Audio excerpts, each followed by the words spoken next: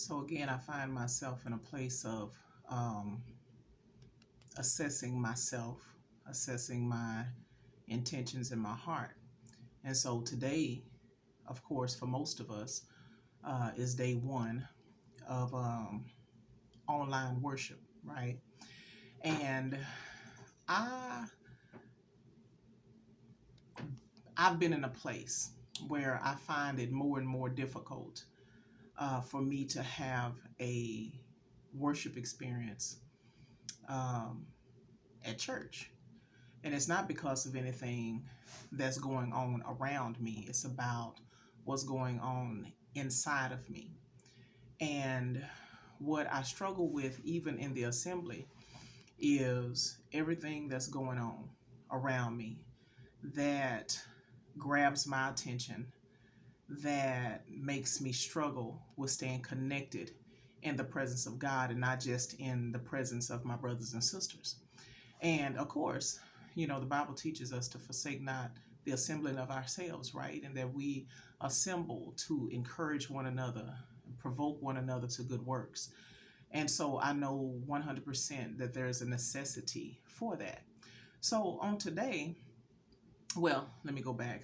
Um, so during the assembly, it takes a lot of work for me to stay connected in the presence of God, because the reality is on any given Sunday the only person that's in the audience is God himself. We are all on the stage, and God is not just um, looking at the fact that we showed up.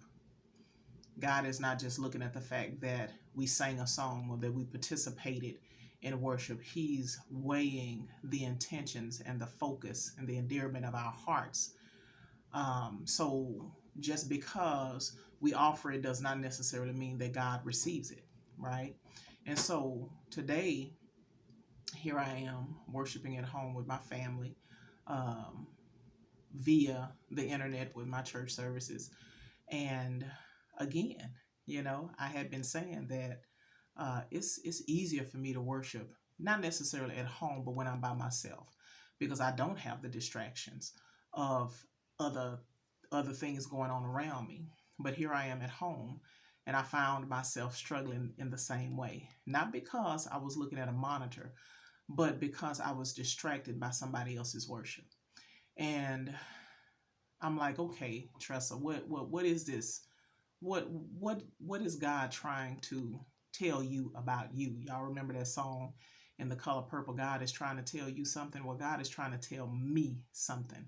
And I think that, if we're not careful, we're going to consume ourselves with assessing the process of this transition and not processing uh, the condition of our own hearts.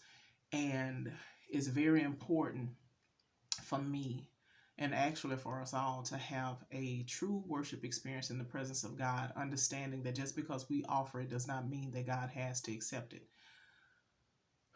And so here I am trying to sing along, trying to stay connected with the Word of God, and I have people next to me, and I'm like, I wonder if they are trying to stay connected to what's going on, but not just what's going on, but literally trying to stay connected in the presence of God, understanding that I am on stage and God is assessing my heart, not just the things that I'm doing, not just the fact that I'm online with my brothers and sisters, not just the fact that I'm sitting in my home with my husband and my child, not just the fact that I chose to sing along with the songs that were being sang online, not just the fact that I was trying to stay in tune with the words of the prayer, uh, or even jotting down notes as my minister brought his lesson, but truly, truly engaging in the presence of God, understanding that I don't deserve this divine position, and that if I don't have the right heart's posture, I can go to church in a building. I can so call myself having a worship experience right here in my own home, and I could keep offering this up to God, and God will still not accept it because my heart is far from Him. And of course, I think I mentioned this in my last video. You know, the word talks about how we can honor God with our lips, but our hearts are far from Him. You know, when it comes to our worship experience with God, we got to get serious. This is not about the comfortabilities again of our worship experience or the mechanics of our worship.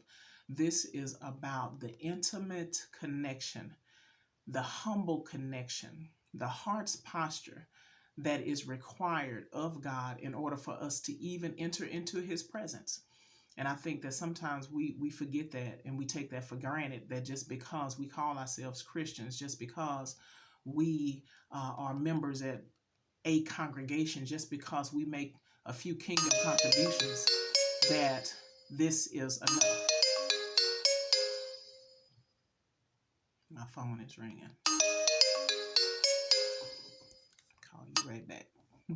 um, but I think that this is serious enough for us to uh, take a pause in assessing the quality of videos, the sound quality, this congregation's quality of service versus that quality of service. I'm talking to myself, and ask myself, did I just really have a worship experience with God, or did I make this experience and myself the object of this whole experience? Is it about what I'm looking for in this experience? Or is it about what I'm supposed to be trying to give God what He's looking for from me?